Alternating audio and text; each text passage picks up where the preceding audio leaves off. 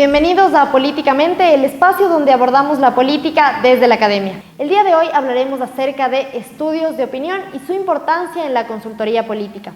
Para ello hemos invitado a Maximiliano Aguiar, quien es estratega y consultor político. Bienvenido Maximiliano, muchas gracias por estar aquí en el set de Numbers TV. ¿Cómo estás? Bien, muy bien. Muy feliz de estar aquí, de haber sido convocado a este lindo emprendimiento que tienen y bueno, con ganas de conversar contigo.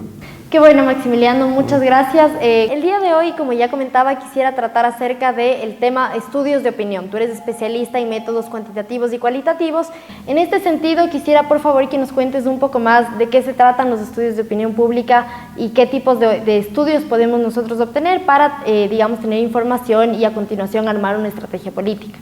A ver, los estudios de opinión pública son centrales, la obtención de información es central para la estrategia política, ya sea esta de campaña electoral o de gestión de gobierno o estudios de oposición.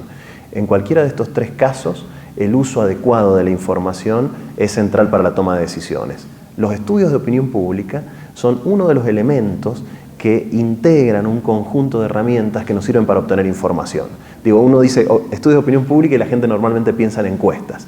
Y lo cierto es que las encuestas son únicamente uno de esos insumos que tienen otros insumos, como es el caso de los focus group, algunas estrategias cualitativas, de la obtención de datos secundarios o la utilización del Big Data, que es muy común en las campañas de esta última etapa, y todo forma parte de este mismo insumo de información para la toma de decisiones estratégicas. Para la toma de decisiones, tanto en campaña como en gestión de gobierno, hay un triángulo que debe fluir.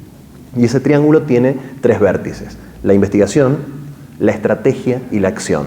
La toma de decisiones estratégicas sin una investigación adecuada en general se equivoca, lo mismo que el llevar adelante acciones sin tener en cuenta la estrategia.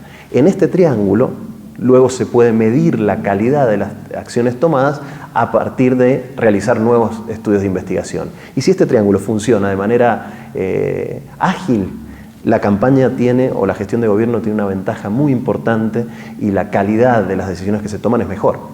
Ahora, ¿cómo nosotros mitigar al momento de elaborar las preguntas o al momento de procesar las respuestas, cuando sabemos que posiblemente hay personas que no nos dicen la verdad al momento de responder una encuesta o tienen opiniones que, digamos, son muy suyas pero son vergonzosas y no las quieren expresar al resto? Entonces, ¿cómo combatir este tema de ambigüedades que se pueden dar o combatir las opiniones vergonzosas que no quieren salir a la luz de los ciudadanos? Bien, yo siempre que se habla de algún problema con las encuestas a la hora de pronosticar un resultado electoral, digo que las encuestas se equivocan tanto como los pronósticos climáticos o económicos, ¿no? Porque lo cierto es que cualquier herramienta de este orden tiene ciertas limitaciones, ¿bien? Ojalá uno pudiese tener la bola de cristal y adivinar lo que va a suceder. Pero a veces la opinión pública y los medios de comunicación piden a las encuestas algo que las encuestas en sí mismas no pueden dar. Bien describías algunos elementos.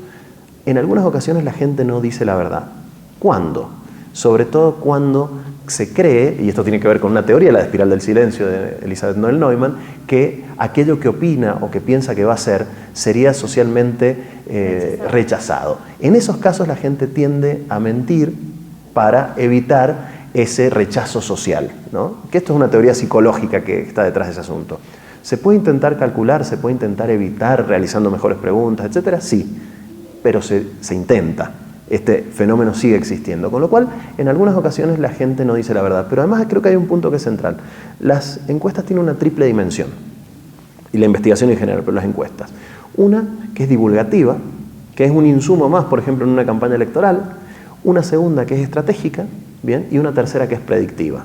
¿Cuál de estas tres dimensiones es más importante? La estratégica, sin duda. Pero lo cierto es que cuando se consumen encuestas a través de medios de comunicación, se hace referencia a la divulgación de estos datos, que se divulgan además muy pocos de estos datos y bien poco profundos, y a una cuestión predictiva, desde una mirada que es útil para los medios de comunicación, que es la carrera de caballos. A ver, ¿quién va ganando? Como si esto fuese el punto central de la elaboración de estudios de opinión pública.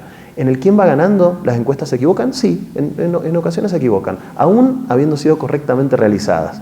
¿Por qué? Porque básicamente no son, las encuestas miden opiniones o actitudes y no acciones. Y por ejemplo, en el caso de intención de voto, hay una distancia entre aquello que yo digo que puedo hacer y aquello que verdaderamente hago. Digo, yo puedo decir que voy a ir a la casa de mi abuela este fin de semana, me surge un inconveniente y no voy. En la encuesta dije una cosa y después termino haciendo otra. Esto, trasladado a la comunicación política, también sucede y marca cuáles son los límites de las encuestas.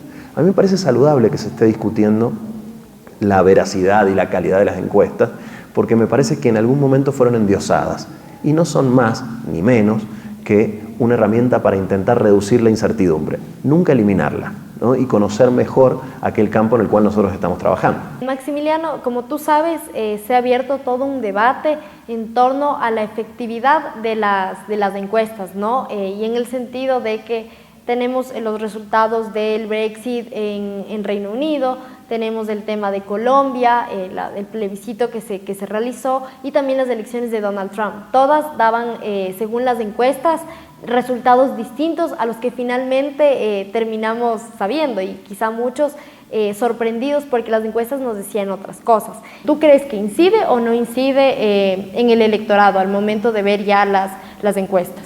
Lo cierto es que lo que uno accede como ciudadano común es justamente a aquellas encuestas que pueden llegar a publicarse, que no son ni de lejos todas las encuestas que se hacen, y esas mismas encuestas lo que se publica es un pequeño fragmento de aquello que verdaderamente se investigó. Cada uno de estos casos que tú afirmas, Brexit, Colombia, Donald Trump, etcétera, tienen una explicación específica de los sucesos que dieron lugar a que hubiese en algunos casos diferencias importantes y en otros menos importantes en las encuestas. Hay efectos, recién hablábamos de Elizabeth Noel Neumann y la espiral del silencio, del carro ganador. Digo que deriva de esta teoría. Eso indica, es una teoría de la década de los 60, indica que si yo veo que la opción A está ganando para pertenecer a esa mayoría, es probable que si estoy indeciso termine volcando mi voto hacia esa opción. Pero esa es una sola de las teorías y después ha sido ampliamente, el efecto de carro ganador ha sido ampliamente debatido, hablando de otros efectos como el efecto underdog. Esto es, yo tengo un candidato que veo que va ganando y yo verdaderamente odio ese candidato, no quiero de ninguna manera que gane, probablemente modifique mi voto y voto a la segunda mejor opción. Ese efecto se llama underdog y es un efecto opuesto. Ahora, no necesariamente ese efecto va a ser que me elijan más de lo que me elegían antes. Es probable que el efecto sea el efecto inverso. Como digo, en México funciona más el efecto inverso que el carro ganador. Y esto, en términos estratégicos, es bien interesante de debatir a la hora de difundir o no difundir una encuesta. A veces es mucho mejor negocio, esto entre comillas, para el medio de comunicación que para el candidato que, habiendo realizado una encuesta, termina difundiéndola. Ahora, hay muchas encuestas que se han publicado en los medios de comunicación. ¿Qué opinión te merece a ti el tema de tener estas encuestas y hacerlas como opinión publicada? ¿Tú crees que la publicación de las encuestas nos dan un resultado favorable o desfavorable al momento de elegir, de que los ciudadanos tomen sus propias decisiones? ¿Cuál es el nivel de ética que tienen que tener sobre todo las encuestadoras? Si yo trabajo para uno, entonces, ¿modifico las cifras o no tiene que ser así? O sea, eso más bien habría que vetarlo. ¿Cómo tú das esa lectura? Hay que diferenciar entre la divulgación de una encuesta y una operación política. Son dos cosas distintas. En algunos casos se utilizan encuestas falseadas para realizar operaciones políticas. Pero eso ya es otra cosa, eso ya no está en el vértice de la investigación, que era el que hacíamos, sino en el vértice de una acción específica que intenta influir en la población a partir de la divulgación de números falsos. Eso es éticamente discutible y debe ser penado. En muchos países de Latinoamérica existen regulaciones respecto de la publicación de encuestas que no tienen que ver únicamente, como tú bien dices, con la casa encuestadora o la empresa encuestadora, sino también con el medio que difunde esto. Muchos países ya tienen alguna regulación al respecto, pero puesto del lado ciudadano, creo que es importante también tener claro que una casa encuestadora, una casa investigadora, cada vez que difunde un problema está jugando su prestigio. Ante casas encuestadoras o empresas encuestadoras muy conocidas, lo cierto es que en general tienden a ser, o a intentar ser, en virtud de su leal saber y entender, bien precisas para evitar un costo altísimo, que es el costo reputacional. Con lo cual, en esto, la regulación a mí no me parece mala, la autorregulación del gremio tampoco me parece mala, y en ese esquema, digamos, es donde los elementos éticos son penados, en algunos casos a partir de estas legislaciones y en otros casos con la salida del mercado de aquellos que trabajan de manera poco ética, ¿no? Autorregulación versus regulación externa. es toda una definición política cuál es ideal para este campo, ¿no? ¿Cómo tú miras el escenario electoral, el tablero electoral ahora aquí estamos futuros de elecciones en el 2017, faltan tan solo unos meses, y cómo miras tú el escenario político?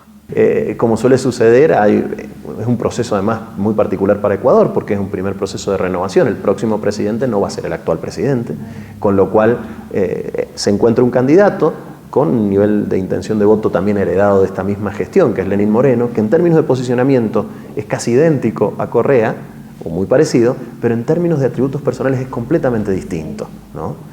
Ante eso, del otro lado, hay una oferta de centro, que podría ser de izquierda democrática, una oferta más de derecha, que estaría con Creo y el Partido Social Cristiano. Entonces hay un amplio abanico y espectro de posibilidades para elegir por parte del elector.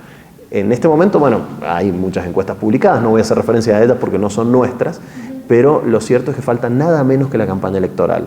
Y en la campaña electoral, en un escenario como este, pueden suceder dos cosas. O la oposición sigue fragmentada y el oficialismo sigue teniendo una ventaja en este partir entre la diada oficialismo-oposición, o se produce algún proceso de polarización que lleve a una segunda vuelta electoral. Creo que todo eso está por definirse en los próximos 2 meses y va a tener que ver mucho con la calidad de las campañas, que están todavía en ciernes, ¿no? Y esperemos que estas campañas sean bastante más asociadas a comunicación política positiva y hasta negativa, y no a campaña negra y campaña sucia, que se han visto ya algunos jueguitos de ese tipo. Esperemos que la calidad de la campaña sea adecuada para que el ecuatoriano tenga los elementos necesarios para tomar sus decisiones.